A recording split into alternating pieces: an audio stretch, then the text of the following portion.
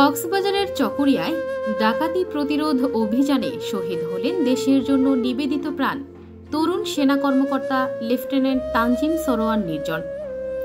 24 September 2024 রাতের আধারে সবাই যখন ঘুমিয়ে, তখন দেশের সুরক্ষায় সাহসিকতার সঙ্গে দায়িত্ব পালন করছিলেন লেফটেন্যান্ট তানজিম সরোয়ার নির্জন।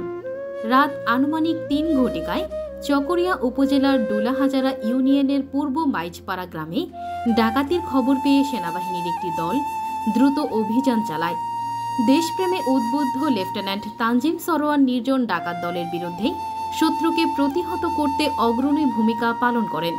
ভোর 4 ঘটিকায় অভিযানের সময় 7 থেকে 8 জনের ডাকাত দল সেনা টহল দলের উপস্থিতি টের পেয়ে পালাতে চেষ্টা করে। তবে সাহসী এই তরুণ অফিসার ডাকাতদের তাড়া করেন, একাই শত্রুর মুখোমুখি হন। কিন্তু দুর্ভাগ্যবশত এই মহান সাহসিকতার চূড়ান্ত মুহূর্তে পলায়নরত ডাকাতদের একজন লেফটেন্যান্ট তানজিমের ঘাড়ে ছুরিকাঘাত করে। গুরুতর আহত অবস্থায় তিনি রক্তক্ষরণে অচেতন হয়ে পড়েন। দ্রুত তাকে মালুমঘাট মেমোরিয়াল হাসপাতালে নেওয়া হলেও ততক্ষণে তাকে আর বাঁচানো সম্ভব হয়নি। দেশের সেবায় নিজের জীবন উৎসর্গ করে লেফটেন্যান্ট তানজিম সরোয়ার নির্জন শহীদের মর্যাদা লাভ করেন।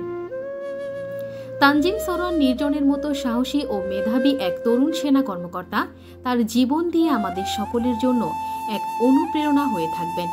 টাঙ্গাইলের সম্ভ্রান্ত মুসলিম পরিবারে জন্মগ্রহণ করা এই মেধাবী অফিসার পাবনা ক্যাডেট কলেজ থেকে উচ্চ মাধ্যমিক সম্পন্ন করে 82তম দীর্ঘমেয়াদী কোর্সে বাংলাদেশ মিলিটারি একাডেমি থেকে 8 জুন 2022 আর্মি সার্ভিস করে কমিশন লাভ করেছিলেন। তানজিমের সাহসিকতা এবং আত্মত্যাগ জাতির হৃদয়ে চিরকাল গৌরবের সাথে স্মরণীয় হয়ে থাকবে।